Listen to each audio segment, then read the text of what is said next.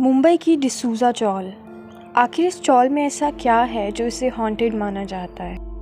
इस चौल में ऐसा कौन सा हादसा हुआ कि इसे भूतिया मानकर लोग यहाँ नहीं आते? इस वीडियो में आपको पूरा सच पता लगेगा, मगर उससे पहले हमारे चैनल को सब्सक्राइब करना ना भूलें और इस वीडियो को लाइक एंड शेयर भी करें। 35 साल पहले की बात है। अनिल और विशाली पति पत्नी महाराष्ट्र के एक गांव में रहते थे। अनिल और विशाली आपस में बात करने लगे। अनिल ने विशाली से कहा कि मुझे ऐसा लगता है कि अगर हम मुंबई चलें तो वहाँ पर हम ज़्यादा कमाई कर सकते हैं। मुझे यहाँ पर अच्छी जॉब नहीं मिल रही, ना हमारे पास पैसा है कि हम फ्यूचर के लिए कुछ सोचें। मुझे गांव में रहने के कारण यहाँ पर कोई भी अच्छी जॉब नहीं मिल रही। विशाली और अनिल का कोई बच्चा नहीं था। उन लोगों को ये फ़ैसला बहुत सही लगा। अगले ही दिन उन्होंने जाने की तैयारी शुरू कर दी। कुछ दिनों में वह मुंबई शिफ्ट हो गए। अनिल गांव में जो छोटी मोटी जॉब करता था उससे उसने बहुत सारी सेविंग्स कर ली थी। अब वही सेविंग्स वह मुंबई में रहने के लिए यूज़ करने लगे। उन्होंने एक रूम लिया एक चौल में जिसका नाम था डिसूज़ा चौल। ये वही चौल है जहाँ पर जाने से अब सब डरते हैं। अनिल और विशाली ने वह रूम लिया, वहाँ पर सब कुछ सेटअप किया, अपना नया घर, नया फर्नीचर, सब कुछ वहाँ पर रेडी हो गया। अब बारी थी जॉब ढूंढने की। शहर में भी अनिल को बहुत अच्छी जॉब नहीं मिल रही थी। 1.5 से 2 महीने हो गए उसे जॉब नहीं मिली। हर जगह रोज़ काम ढूंढने जाना और वापस ऐसे ही आ जाना। अब धीरे धीरे जो सेविंग्स उसने की थी वो भी ख़त्म हो चुकी थी। जब सेविंग्स के सारे पैसे ख़त्म हो गए तो अनिल ने डिसाइड किया कि वह होटल में कोई छोटी जॉब भी कर लेगा। अनिल को बहुत दिनों से होटल में एक छोटी जॉब मिल रही थी, लेकिन उसे वो एक्सेप्टेबल नहीं थी क्योंकि वो चाहता था कि अगर वो शहर आया है तो उसे कोई अच्छी जॉब मिले। मगर अब आखिरी ऑप्शन वही जॉब थी। उसने रात को डिसाइड किया कि वो अगली सुबह उसे ज्वाइन कर लेगा, मगर किस्मत ने कुछ और ही डिसाइड किया हुआ था। उसी रात अनिल को अटैक आ गया जिससे उसकी मौत हो गई। इतनी छोटी उम्र में अटैक आना विशाली के लिए बहुत ही डिप्रेसिंग था। 37 या 38 साल की एज में विशाली बहुत अकेली हो गई थी। उसने डिसाइड किया कि वो अनिल का सपना पूरा करेगी। उसने डिसाइड किया कि वो गांव नहीं जाएगी। अब विशाली यहाँ पर जॉब ढूंढने लगी। 10 से 15 दिन रोज़ काम ढूंढने गई और आखिर में उसे एक हॉस्पिटल में क्लीनिंग स्टाफ में जॉब मिली। उस हॉस्पिटल की जॉब की टाइमिंग सुबह 8 से शाम को 7 बजे तक की थी। हॉस्पिटल डिसूज़ा चौल से 7-8 किलोमीटर दूर था। पैदल जाना बहुत मुश्किल था। उसने डिसाइड किया कि वो बस में जाया करेगी। अब विशाली रोज़ काम जाती थी। धीरे धीरे सेटल डाउन भी हो चुकी थी।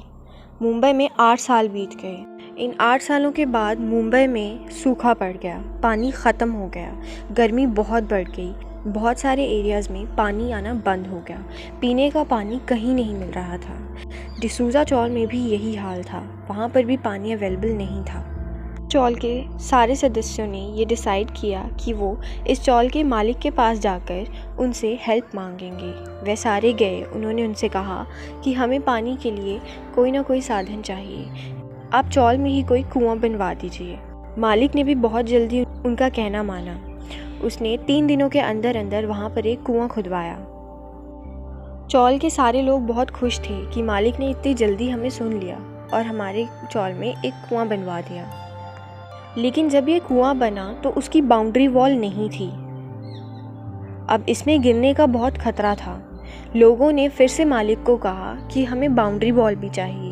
मालिक ने कहा कि मुझे और भी बहुत सारी चीज़ें देखनी है, तुम 1 महीना वेट कर लो, इसके बाद मैं बाउंड्री वॉल भी बना दूंगा। अब लोगों ने सोचा कि मालिक ने 3 दिनों में हमारा कहना मान लिया, हम इतना तो एडजस्ट कर ही सकते हैं। लोगों ने डिसाइड किया कि हम सिर्फ सुबह और दिन के टाइम ही पानी भरेंगे, रात को कुएं के पास कोई नहीं आएगा। विशाली की टाइमिंग कुछ अलग थी। वो 7 बजे आती थी तो शाम को पानी भरती थी। 10-12 दिन के बाद मॉनसून स्टार्ट हुआ। आसपास भी बहुत पानी भर गया, सड़कें रुक गई। एक रात को हॉस्पिटल से वापस आने वक्त विशाली बारिश के रुकने का इंतज़ार कर रही थी। तभी उसे पता चला कि उसकी बस नहीं आएगी क्योंकि सड़कें बहुत ख़राब हो चुकी थी पानी के कारण। उसने डिसाइड किया कि अब वो पैदल ही चली जाएगी, भले ही उसे भीगना हो, लेकिन अब जाना तो घर ही है। जब घर आकर देखा तो पानी का मटका खाली। एक्चुअली आज के दिन वैशाली घर से निकलने वक्त बहुत लेट हो गई थी, तो उसने सुबह पानी नहीं भरा और शाम को भी देर हो गई।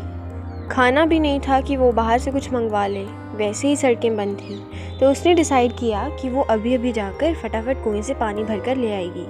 जैसे ही वो मटका लेकर गई, कुएं के पास उसे 2 बिल्लियों के लड़ने की आवाज़ आई। उसने पीछे मुड़कर देखा तो कोई भी नहीं था।